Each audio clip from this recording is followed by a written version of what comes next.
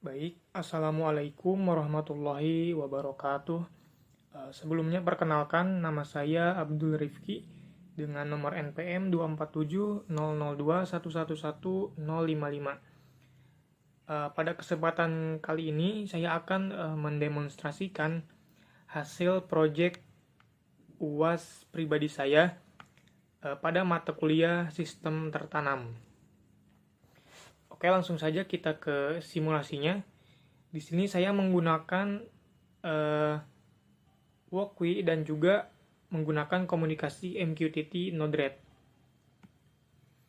Untuk tema yang saya ambil adalah tema dari Smart Greenhouse dan sensor-sensor yang dipakai apa saja.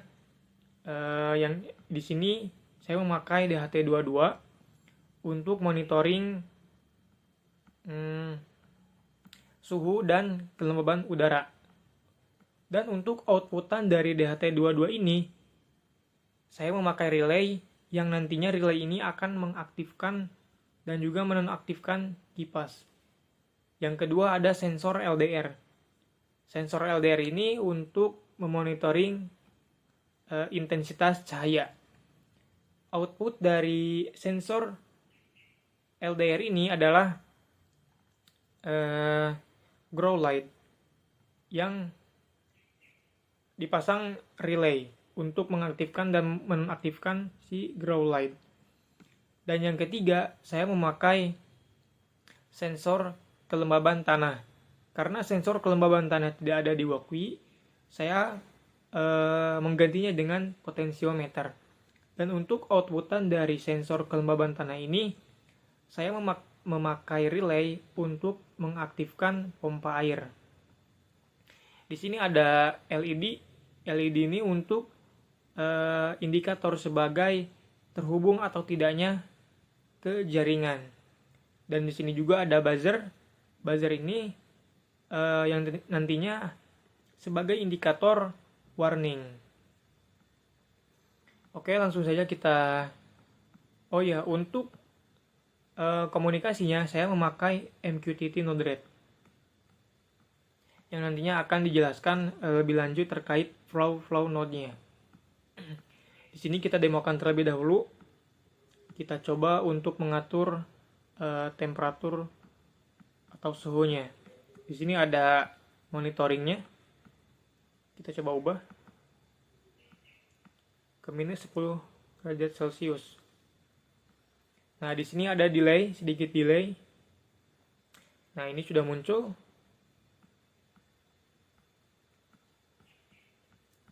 Nah, selanjutnya kita coba untuk monitoring dari sensor LDR.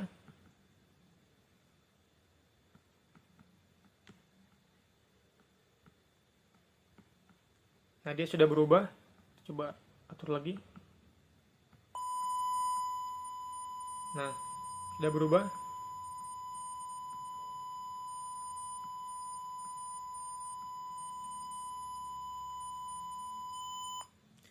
Nah, barusan buzzernya itu menyala.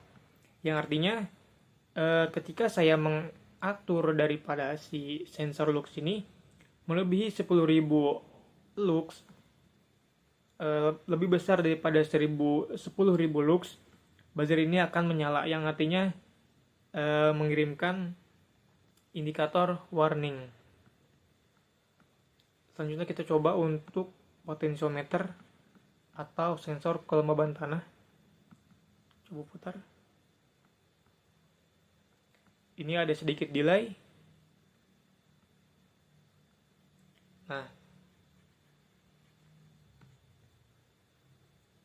kita coba untuk mengatur kontrol ataupun aktuator yang ada. Nah, ini juga menyala si buzzernya.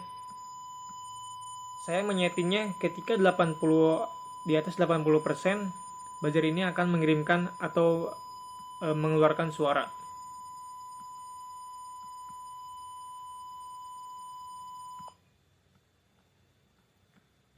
Oke. Ini dalam kondisi sistemnya manual. Apa itu manual? Manual itu ketika aktuator-aktuatornya dapat kita kontrol secara penuh di dalam UI. Dan ketika mode auto,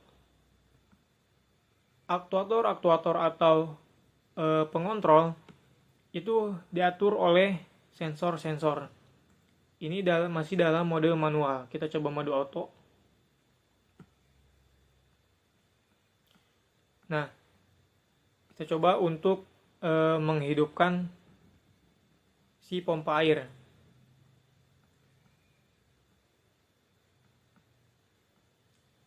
Ini pompa airnya tidak menyala. Kita coba menyalakan dengan sensor. Nah, indikator LED-nya sudah menyala. Jadi, aktuator dari pompa air ini atau relay dari pompa air ini menyala ketika kurang dari 50% pembacaan daripada sensor kelembaban tanah. Kita coba untuk menggerakkan kipas dengan DT22.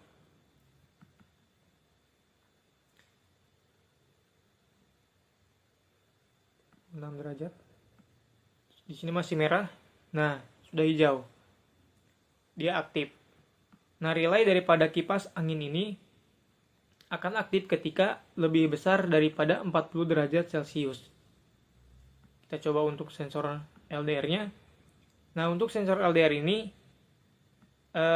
akan mengaktifkan grow light yang dimana ketika kurang dari 100 lux, si grow light akan menyala.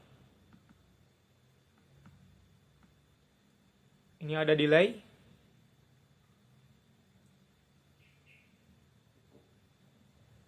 Nah, indikator LED daripada relay grow light sudah menyala. Selanjutnya kita coba dalam mode manual. Yang artinya aktuator ini kita dapat kontrol secara sepenuhnya di dalam UI. Nah, kita masuk ke dalam mode manual. Kita coba mengaktifkan si kipas. Ini mati kipasnya. Kita aktifkan. Nah, indikator relay sudah menyala. Kita coba mengaktifkan grow light. Ini sudah mati. Kita aktifkan lagi. Nah, indikator relay sudah menyala. Yang terakhir kita coba untuk mengaktifkan pompa air. Sini sudah mati relaynya, kita coba aktifkan. Nah, ini sudah menyala.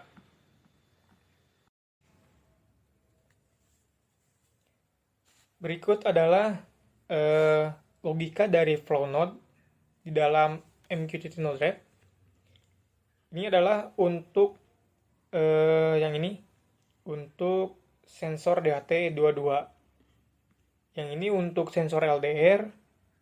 Yang ini untuk sensor kelembaban tanah atau potensiometer. Dan ini untuk sistem auto ataupun manual. Nih, di sini saya memakai server dari rekan saya.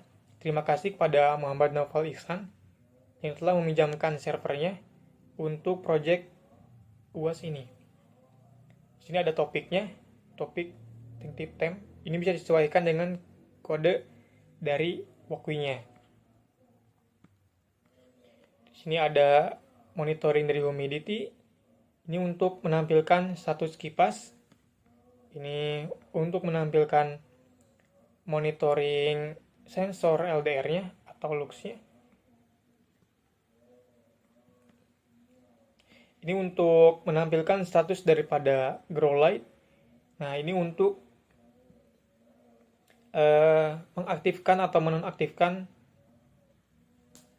daripada grow light atau saklar ketika mode manual.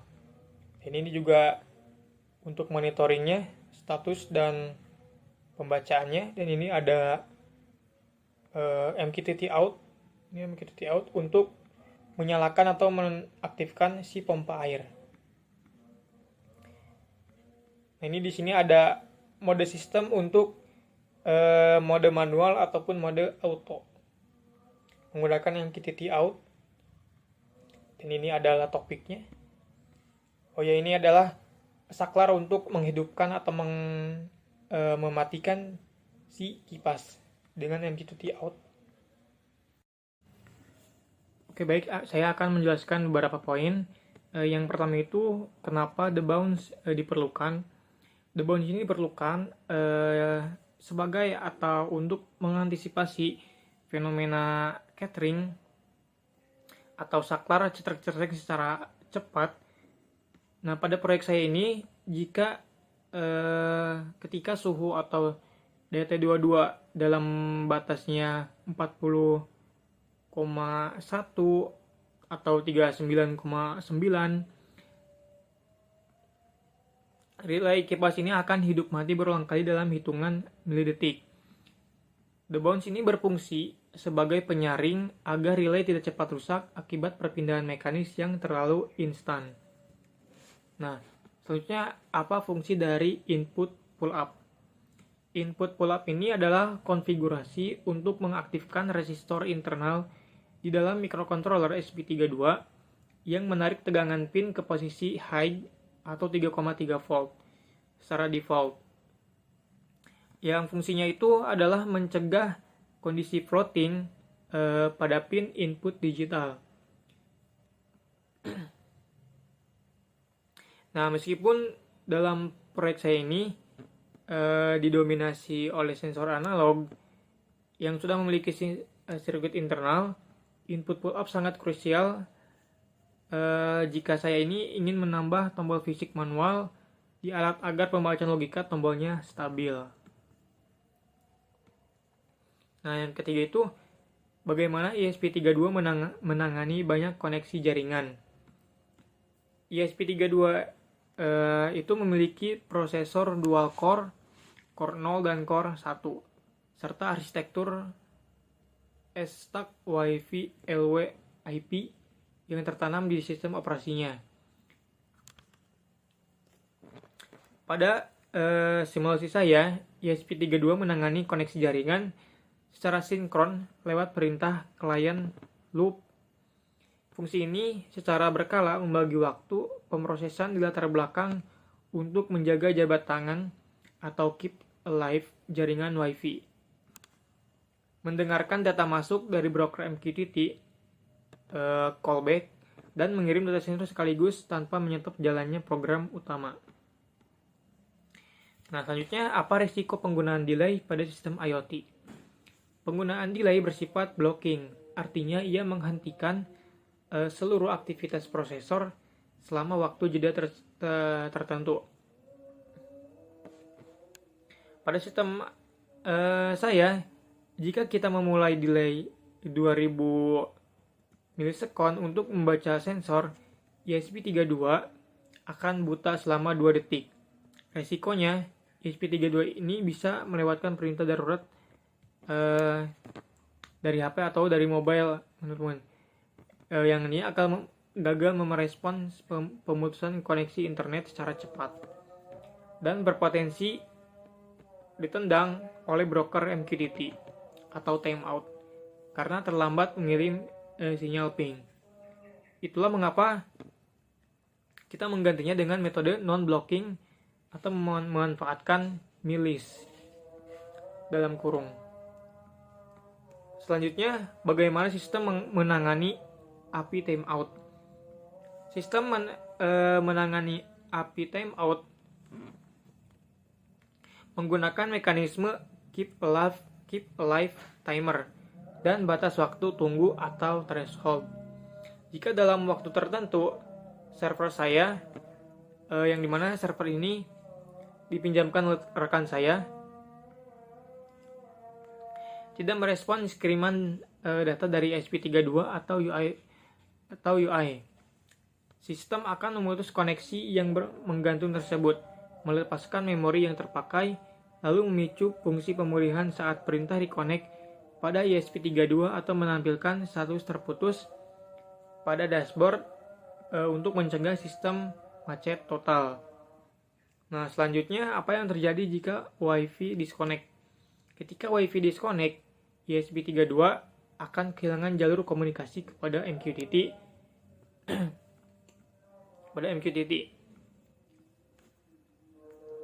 Begitu koneksinya terputus, ESP32 akan langsung mengisolasi program ke fungsi reconnect, menyalakan alarm berkedip lambat pada LED berkedip-kedip,